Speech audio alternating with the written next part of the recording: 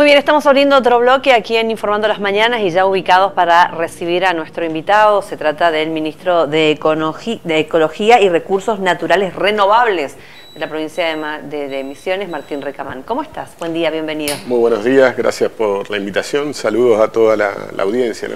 Bueno, hace un ratito nos acordábamos de su jingle en la campaña, ¿no? Sí. Si hay algo que ha quedado es el jingle de campaña y eso habla de que fue bueno, de alguna manera. Era muy lindo, sí. Muy divertido también, ¿no? Sí, muy divertido, es cierto. Bueno, hay un montón de cosas que hacen al área. Si tendría que hacer un pantallazo general, ¿sí? ¿Cómo han estado trabajando antes de profundizar algunos temas? Bueno, la verdad que con mucho movimiento, mucha actividad.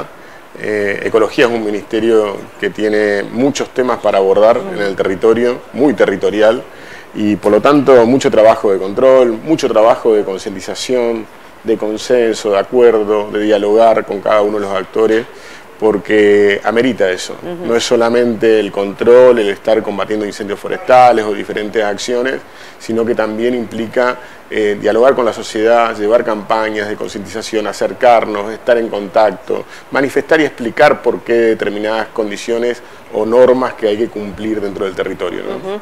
Con respecto a todo lo que tenga que ver con la tala ilegal, por ejemplo, sí. ¿sigue siendo el flagelo a combatir constantemente? Por supuesto, y tiene diferentes aristas, y esto es importante siempre antes de abordar el territorio y la problemática, entender a qué está vinculado ese rozado o ese cambio de uso del suelo. Primero diferenciar si es dentro del marco de un plan de manejo, si es una cuestión de intrusión, si está vinculado a una comunidad, en qué sector del territorio está, en qué condición de conservación está, si está cercano a un parque. Todos son datos importantes para abordar la problemática, ¿no? Bueno, ahora comienza una temporada muy particular que es la del tema de cuidar que la gente no se les vaya la mano a la hora de hacer el rozado, por ejemplo, algo tan habitual en las producciones de Misiones. ¿Cómo se trabaja? Bueno, mira, la verdad que el tiempo está cada vez más cambiante. Sí. Veían ayer que van a volver a subir las temperaturas estos días. Sí. Fin de semana vamos a tener temperaturas altas nuevamente y tenemos condiciones, cuando uno va por la ruta ve la situación de sequía que hay, producto de las heladas que tuvimos en el territorio en estos últimos meses, y eso es muy propenso a la posibilidad de incendios forestales. Entonces tenemos que ser muy conscientes de que cuando usamos fuego ponemos en riesgo a otros, tenemos que informarnos informarnos de cómo utilizar el fuego y cuáles son las condiciones que tenemos que tener para, sobre todo en el uso productivo, me refiero, ¿no? El uso productivo, cuando hacemos un rozado, tenemos que solicitar un permiso, tenemos que avisar a la fuerza más cercana para estar atento, tenemos que tener determinados recursos para poder apagar, para poder tener control de la situación, tomar las medidas necesarias. Es importante en esta época porque cambiaron las condiciones del clima. Entonces, ante ese cambio del clima, tenemos que tener mucho cuidado porque podemos poner en riesgo a nuestros vecinos, pero también a nosotros mismos. ¿No? Además, se viene aparentemente nuevamente el fenómeno de la Niña, escasean las lluvias. ¿Cómo se prepara la provincia? Esperemos que no lleguemos a esos puntos extremos que hemos tenido, donde realmente había muchas hectáreas quemándose. Pero, ¿estamos mejor preparados en el caso que suceda? Creo que, a ver, el tema del abordaje de los incendios después de lo que fue el año 20, donde cambió mucho la condición del fuego en nuestro territorio porque afecta a sectores que nunca imaginábamos que iba a llegar el fuego, sobre todo por la humedad que tiene nuestra selva, que era muy limitaba el frente de posibilidad de que ingresara el fuego, hoy no. Entonces, desde ahí se trabajó fuertemente en lo que es el fortalecimiento, la Brigada Apóstoles, que permanentemente en capacitación, mucha articulación con bomberos de la policía, con protección civil, o sea, hay una articulación de las fuerzas, eso cambió. En aquel momento era más disgregado, cada uno haciendo lo suyo. Hoy hay una agenda de trabajo, hoy hay una articulación, pero también capacitación, formación y por último, que no es menor y siempre insisto con esto, la participación de la sociedad, la cuestión de la concientización, el índice de peligrosidad de incendio. Antes cuando hablábamos del índice todos mirábamos como diciendo, ¿qué es el índice? En el año 20 nadie, no se conocía esa herramienta. Hoy es eso que nos guía, es la agujita que nos marca cuál es la condición del clima en relación al fuego en ese día. Bueno, hoy el índice ha pasado a ser parte de la sociedad, del área productiva, lo visualizan, y es una herramienta importantísima porque nos dice qué tan peligroso usar el fuego ese día. Esas herramientas de concientización son tan importantes como estar preparados para el combate, como también en la formación. Claro, cada uno forma un porque es la participación de la sociedad. En relación a lo que vos me decís, estamos preparados, y si hoy la sociedad habla del fuego como no lo hacía antes, si hoy la sociedad conoce un índice, sabe de los peligros que tiene el fuego, significa que estamos mucho más preparados. ¿Y en cuanto a equipamiento? Por supuesto, o sea, equipamiento ha sido algo que de aquel momento se fue siendo progresivo, con acompañamiento de Nación, con fortalecimiento también de la provincia en lo que tenía un medio aéreo, que son medios que ya están en la provincia y que tienen su rivalde, que sirven para combatir, que es una herramienta fundamental, ¿no? Bueno, César también participa de la entrevista. ¿Cómo le va? ¿Cómo está? Bien, la pregunta puntual es la siguiente. En los últimos días hemos conocido noticias de la incorporación de reservas privadas, naturales privadas. ¿Esto significa una inversión por parte del Estado? ¿A usted como funcionario de ecología le agrada que los privados también destinen terrenos a la formación de estas reservas naturales? Mira, la figura de reserva privada, o sea, es una figura que no existe en todas las provincias, existen Misiones. Yo he tenido, a la fecha, hemos firmado 4 reservas privadas en nuestra provincia desde que tiene el tiempo de mi gestión. Hay más de 56 reservas privadas en nuestra provincia y próximas a firmar tenemos 7 más en el transcurso del año. Y la verdad hay una que estamos trabajando que es en Feracram, 300 hectáreas sumándose como reserva privada. La condición de reserva privada establece un compromiso de 20 años en materia de conservación. Permite hacer actividades, siempre en un equilibrio con el ambiente, ¿no? Pero es una figura importantísima y ver que el privado se acerca a buscar la condición de reserva privada es algo muy pero muy interesante.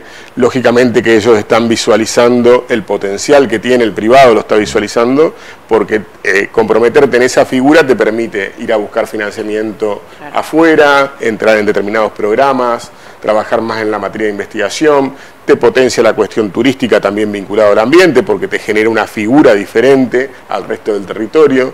Y la verdad que es algo que tenemos que promocionar, por supuesto que estoy de acuerdo, y es algo que incluso este año pensamos hacer en los próximos meses un encuentro con todos los propietarios de reserva privada, como para generar una mesa de intercambio, de diálogo, para escuchar qué cuestiones podemos acompañar desde la provincia, que ellos vean y que estén necesitando que acompañemos, ¿no? Por lo tanto, vamos a hacer una mesa de trabajo con ellos, es algo que nos han solicitado cuando empezamos, hace mucho tiempo no se hace y creo que es momento de implementarla, ¿no? ¿Cómo se trabaja desde el Ministerio para cuidar las cuencas, para cuidar los arroyos, para cuidar la calidad del agua del río? ¿Cómo se encara este trabajo para desembocar después en la pregunta que tenemos que hacerle, que tiene que ver con papel misionero y la sanción que ha recibido esta empresa, ¿no? Bueno, por un lado, vos tenés vinculado a los ríos, vinculado a los arroyos, muchas veces la cuestión industrial, la cuestión productiva, que utiliza el agua y devuelve el agua a esos sectores. Por lo tanto, lo que es la dirección de impacto ambiental dentro del ministerio justamente es la que cuando vos tenés una industria que vas a establecerla dentro de la provincia, tenés que presentar un plan de manejo de toda tu cuestión industrial y el impacto que va a generar y cómo vas a prever que no sucedan determinadas cuestiones. Entonces, es una forma de gestionar la cuestión de los ríos, la cuestión de los arroyos. Después está la cuestión de control, que es la de ir, verificar, estar presente, que es la misma área, con la área de recurso hídrico, que es la que va, visualiza, están, ver las perforaciones, también se hace control de perforaciones dentro del Ministerio de Ecología, pero también está la cuestión de conservar las nacientes, que cuando nosotros hablamos del bosque, la conservación, 3 veces el ancho, conservar, es una cuestión de un arroyo. Si vos le cortás la vegetación alrededor, lo secás.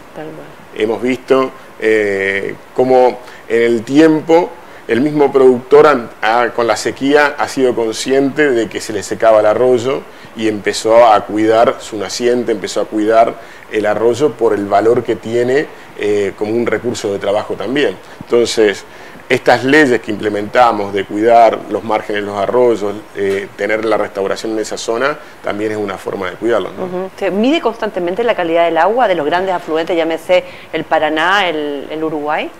Nosotros, en realidad, lo que hoy estamos articulando es justamente en función de las industrias. Estuvimos en Arauco, estuvimos en Papel Misionero, en las empresas principales, haciendo control de las diferentes empresas que empezamos a hacer un mapeo y decir, bueno, vamos acá, controlamos esto.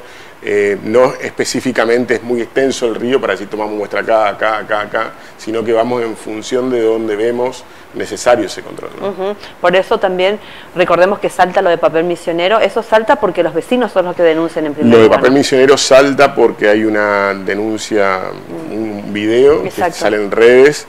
Tomamos conocimiento, inmediatamente vamos a la planta, lo primero que visualizamos, a ver si teníamos un aviso, no teníamos aviso por parte de la empresa, porque puede haber sucesos con aviso en determinadas cuestiones, está perfecto, si está todo regularizado, hay papeles, te dicen cuál es la consecuencia, bueno, son cuestiones que pueden suceder y hay diálogo con la empresa, pero en este caso no teníamos ningún tipo de información. Se hizo la inspección, la empresa había tenido un inconveniente y en función de eso se determinó la necesidad de una sanción y exigirle determinados planes de contingencia para que no vuelva a suceder. ¿Y con SAMSA, por ejemplo, cuando fueron el caño que se rompió y que había desechos también que caían aquí?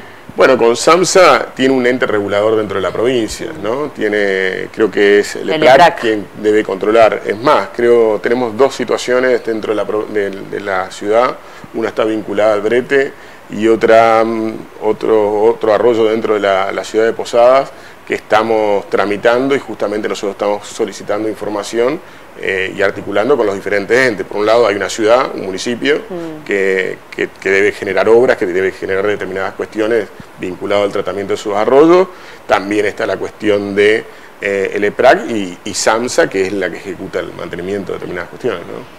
César. Ministro, dos preguntas muy puntuales. La primera de ellas, ¿cómo están en materia de equipamiento los guardaparques? Y me refiero a esto, al tema de vehículos, de herramientas, las condiciones que tienen para desarrollar su trabajo. La segunda pregunta muy puntual tiene que ver con el Parque Ecológico El Puma, que sabemos que está en obra y bueno, queremos saber si hay alguna noticia al respecto y qué se está haciendo allí.